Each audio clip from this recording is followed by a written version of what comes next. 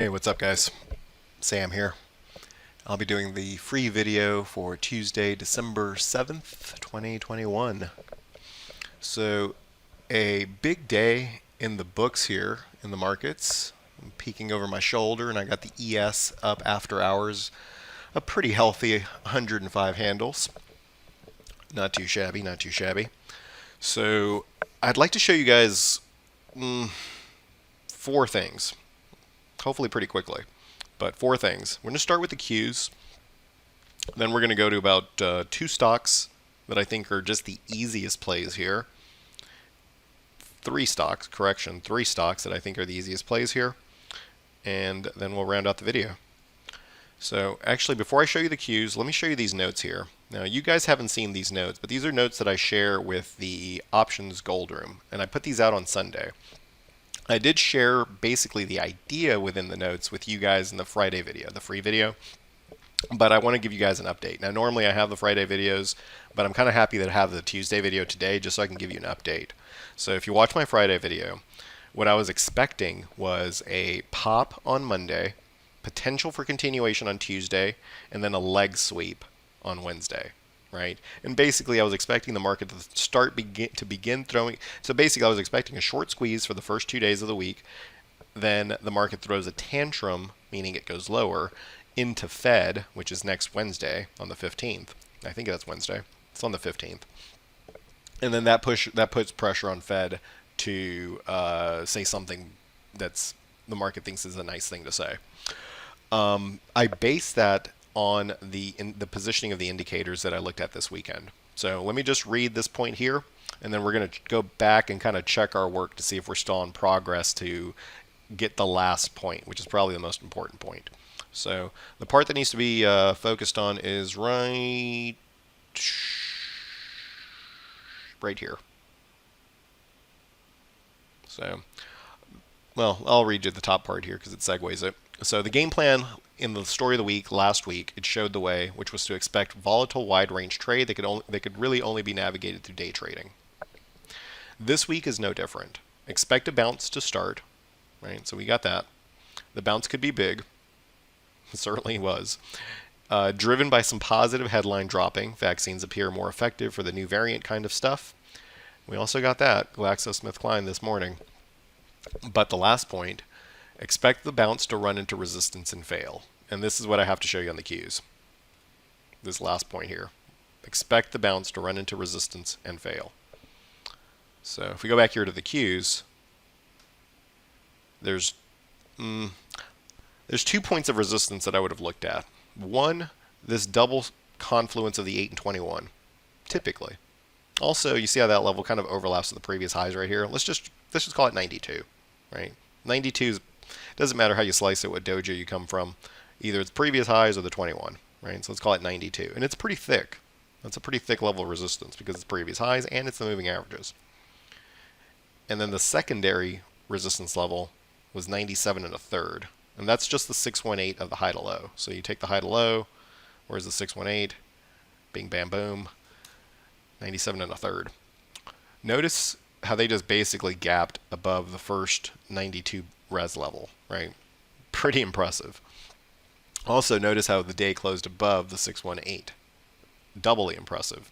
Now, it's on low volume. It's unquestionably a short squeeze based on the action and the totality of everything that we're looking at. But at the end of the day, the only thing that really matters is price and what is the momentum and structure. And in a pretty wild way, this one candle actually fixes a lot of things. So, one, you had this kind of head and shoulders-ish looking pattern here. And here's a tip. In this market, this pattern, even though this was probably one of the more believable ones with all the entirety of the signals that were surrounding it, they really don't work anymore. They're going to have to rewrite the textbooks here because this pattern, and this is something we talk about in the gold room all the time, these are kind of chump patterns. Like, these just don't really work.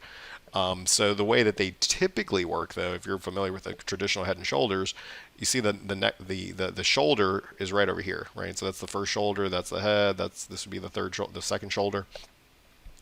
So this point gets stretched across, and then if you close above the left shoulder, the entire pattern is considered busted, if you will. Now, busted means that it goes from being very bearish to being extremely bullish, because then it becomes a bear trap, right? Everyone sees a head and shoulders, they either bail on their longs, they get short, and then it reverses against them pretty violently. So just be aware of that dynamic. So you have this pattern here that has the potential to be extremely explosive just on its own. What does the momentum signals look like? Well, what about a little green boy down there? Now, this has a lot of room. What about the squeeze turning here? That has a lot of room. If you look inside the thing, even intraday 195 minute, that has room. And that's a double buy signal. So pretty solid stuff here. The level that kind of solidifies the game for the bulls here is going to be 400.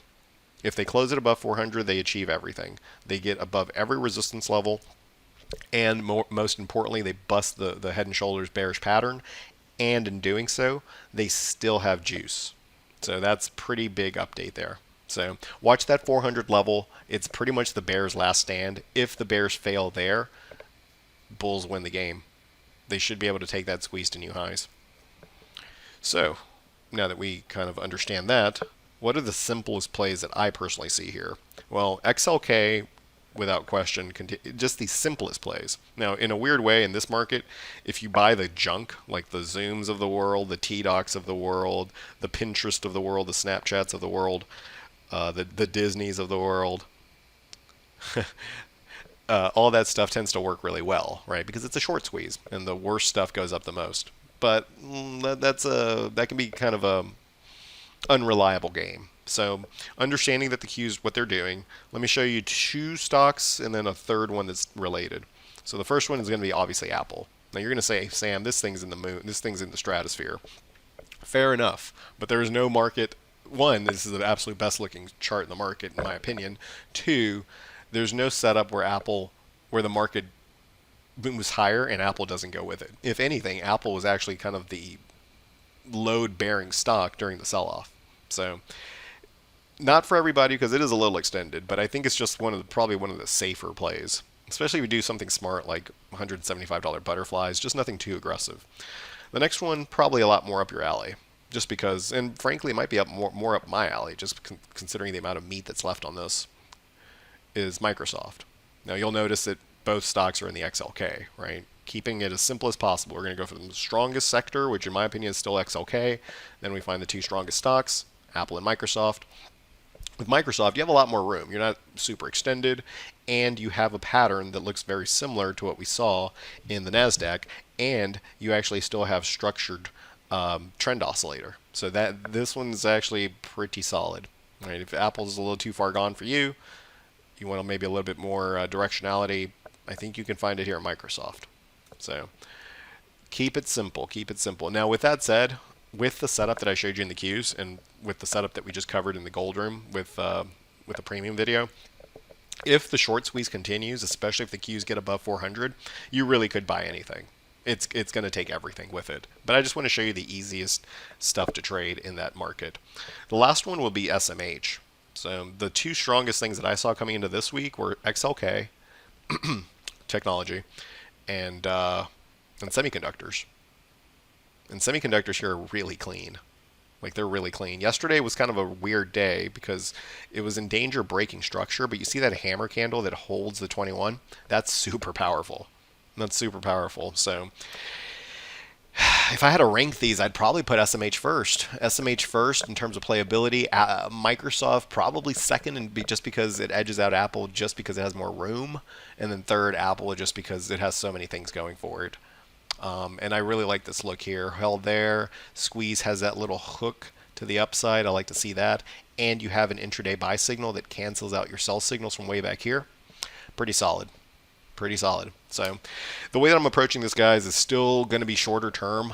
Anything that I trade, and it'll most likely be SMH components or Microsoft going into the end of the week, will be weekly trades, will be weekly, will be for this weekly expiration. And then we'll go into next week and see how it handles going into Fed.